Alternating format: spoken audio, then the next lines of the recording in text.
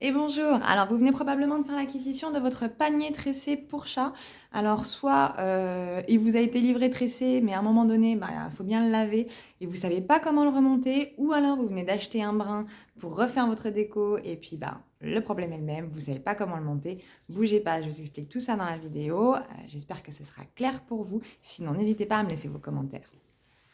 Donc voici la notice en vidéo pour que ce soit le plus simple possible.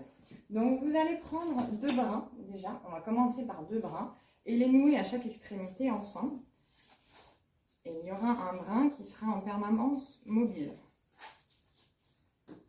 Donc on commence par nouer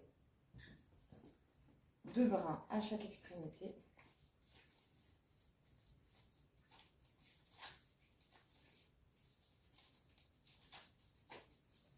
De manière à former un grand cercle comme ceci.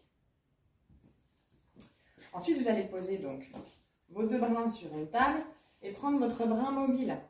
Et le brin mobile, il va falloir venir le bloquer. Donc, au commencement de votre tresse, on va venir le bloquer entre les deux premiers brins. Et on va pouvoir commencer à tresser. Le brin mobile va pouvoir se dégager en bas parce que ça va faire des nœuds. Donc, gardez-le bien débloqué de manière à éviter les nœuds. Et vous pouvez tresser en serrant plus ou moins, en fonction du rendu que vous désirez à la fin. Donc vous voyez là j'ai un nœud, donc c'est pas grave, on prend le brin mobile, qu'on retire tout simplement, et ça débloque le bas de la tresse.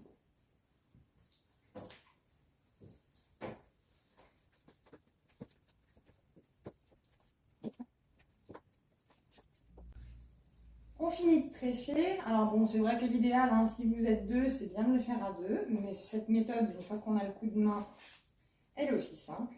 Et donc vous venez bien caler en fait le dernier brin au fond de votre tresse pour la bloquer.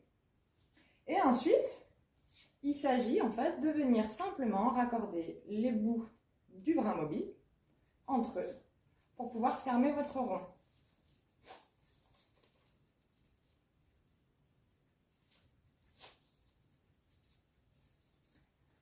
Après, une fois que vous la posez sur la table, en fait, vous pouvez ajuster votre panier pour qu'il prenne la forme que vous désirez. Il est toujours modulable, il est toujours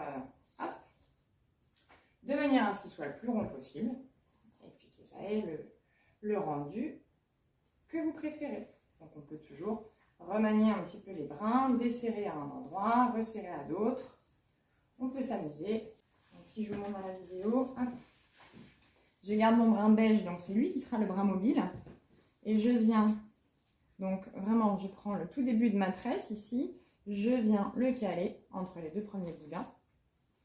Hop, il est coincé, il ne bougera pas. Et je viens tresser.